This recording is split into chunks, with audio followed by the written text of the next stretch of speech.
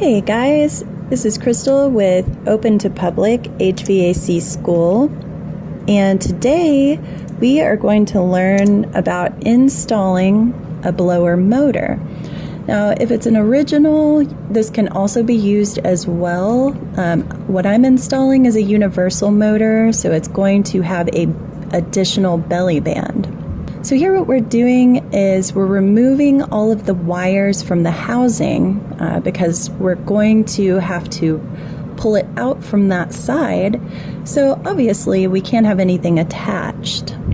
Make sure that you don't harm any wires as I'm showing you here, or obviously if you've got a control board on the side of that, it's probably better to remove it before you're removing the motor, just in case. There can be limit switches as well that might break. So here we flip the motor over and I'm showing you a set screw. You're going to need to remove that before you can slide the motor out. I'm putting on a glove for safety because blower wheels can be extremely sharp. Here I'm using something called a grit cloth.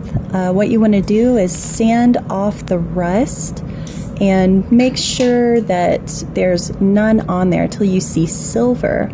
We're going to use a crescent wrench and just kind of work it down until boop, it just pops right out. Now, some of you might not be as lucky. You might have to either use a puller or sand it down more, but make sure if you're going to use a lubricant, you sand it down completely and get rid of all the gunk first. So now that we've removed our motor, we're turning it back over, and there's our belly band.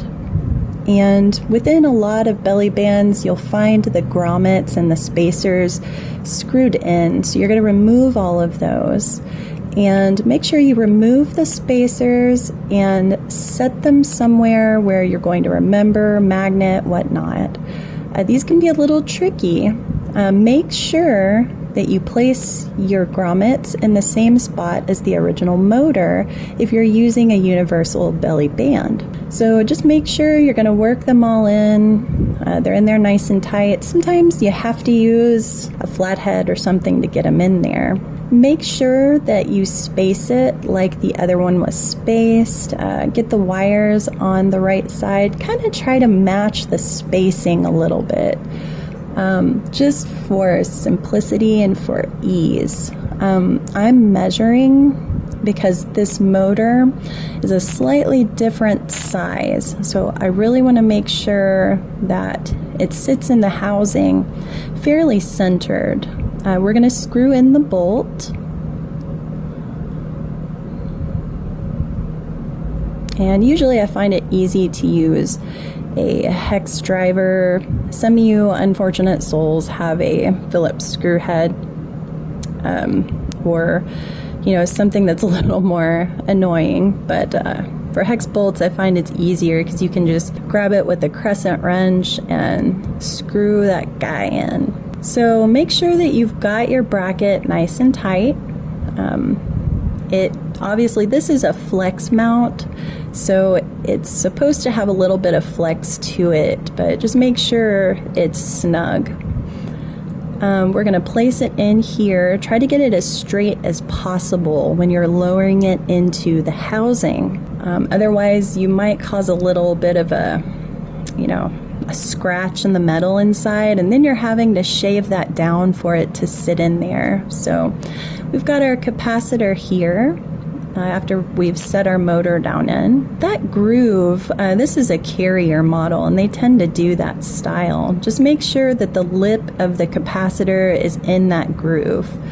We're going to connect this back up, and in this case they had the ground wire actually connected to the bracket, which as long as that ground has a good connection, that's the most important thing. These are reversing leads, and all that does is changes the rotation of the motor. Blower wheels can go either way, so if you're noticing the air is not blowing out, you're going to switch those wires to where the yellow goes with the orange or whatever colors they've put in there. With capacitors, they're just a line through, so it's okay to put one wire on each and you are good to go. Now, if your motor has a 3-wire setup, this is going to be different, and we'll cover that later in another video. But for now, we've got the 2 brown wires that go to the capacitor. And we're starting to screw in the bolts. Make sure that you have put the spacers in there so that your bolt is touching metal to metal, and this also prevents your grommets from being squished flat. You know, this is a really big help. It was something that I had to learn the hard way. When you tighten in the bracket, don't fully tighten it on the one side. Since these are a flex mount, they don't always line up exactly. Just make sure that you tighten it just a little bit on each side so you have a little play. And it's okay if you have to move that bracket just a little bit to fit into a hole.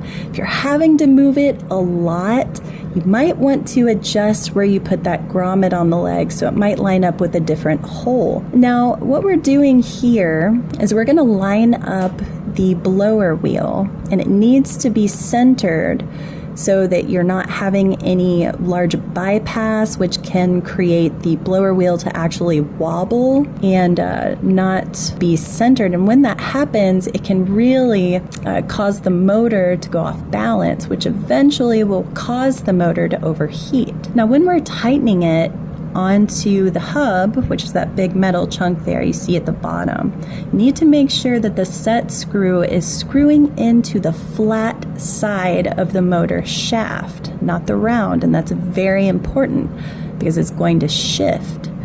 Now, you can use Loctite in this, and it's very useful. Definitely, if you have the option or you've got it available, put it there on that male threaded and a little bit on the female threaded side. We're going to use a crescent wrench to really dig that set screw in. Now I'm tightening it both on the side, and then I'm going to tighten it with the shaft up as well, because this is going to get a good snug connection. Once we get it fairly tight, what we're going to do is back it up just a little bit like this, and then we're going to dig it back in. What that's going to do is actually cause it to dig in just a little further. Be extremely careful with machine threaded bolts because they can snap, and I have had this happen to me before. Double check to make sure again that your blower housing is straight, your blower wheel is straight rather. Zip ties are wonderful for wire management. Usually you kind of want to get it somewhere. You can tie it to that leg there and just get them all neat and nice so you're not having to worry about wires going down into the motor. So there we have it, an easy way to install your motor, and hopefully this has been helpful for you. If you have any questions or if you have any concerns, feel free to comment below and I will be happy to answer them. So thank you so much for joining us today, and I hope you have a great rest of your day and week.